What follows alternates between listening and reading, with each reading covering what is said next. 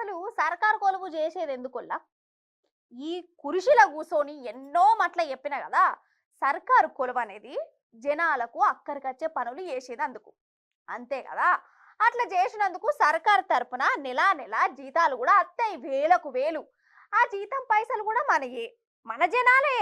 అంటే ఆఫీసర్లు పుక్కట్లో ఏం పని చేస్తలేరు, మన మెహర్బానీ కోసం ఏం చెయ్యరు, అంతే కదా. కానీ కొందరుంటారు వల్ల సర్కారు కొలువు అంటేనే అదేదో లంచాల కొలువు అన్నట్టు, సర్కారు ఆఫీసర్లకు లంచాలు తీసుకునుడే వాళ్ళ జన్మ హక్కు అన్నట్టు ఏతుంటారు. అవునా కదా. ఎంతమందిని చూడలేదు, ఎంతమంది దొరకలేదు. కానీ ఎంతమంది దొరికినా మళ్ళా గదే కథ, గదే కార్ఖానా. తీసుకునేటోళ్ళు తీసుకుంటుర్రు, ఇచ్చేటోళ్ళు ఇత్తనే ఉన్నారు. ఇక ఇవన్నీ కాదు కానీ ఒకరి ఇంటికి పోదాం రండి. వాళ్ళ ఇంట్లో దొరికిన దొంగ సొమ్ము చూస్తే మీకు చక్కెర వచ్చినట్టు కాకుంటే నన్ను అడుగురి. అగు అగు అమ్మా.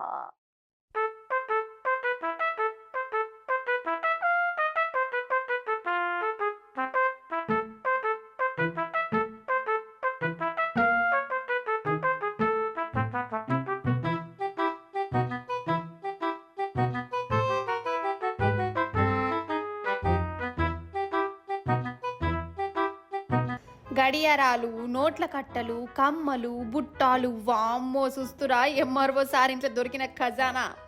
కిల్లా వరంగల్ తహసీల్దార్ బండి నాగేశ్వరరావు సారోళ్ళ సారుకు సర్కారోళ్ళు ఇచ్చే జీతానికి సారు వారుకున్న ఆస్తులకు అసలు సంబంధమే ఉంటలేదట.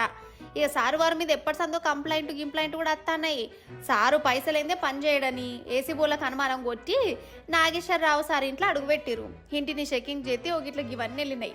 ఇన్నే కాదు, ఖమ్మంలో కూడా నట సార్ ఏడ పని చేస్తే ఆడ నెల నెల లచ్చలు కమాయిస్తున్నట్టునల్లా ఇప్పటికి 5 కోట్ల మీదనే ఆస్తులు దొరికినాయి అంటారు ఆఫీసర్లు.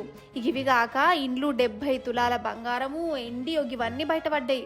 కానీ చూడుర్రి, సర్కారు నౌకర్ అంటేనే కోట్లు కమాయించి నౌకర్ లెక్క చేస్తాండోళ్ళు ఐసొంటోళ్ళు లంచం లేని పని చేస్తలేరు. అసలు ఇప్పటికి ఎంతో మంది దొరుకుతూనే ఉన్నారు. అయినా కానీ కడుమోలకు బుద్ధి మాత్రం అత్తలేదు. అందుకే ఈ లంచాలు తీసుకునేటోళ్ళకు ఇంకేదన్నా పెద్ద శిక్షణ వేయాలి, మళ్ళీ ఎవ్వరు తీసుకోకుండా కదా.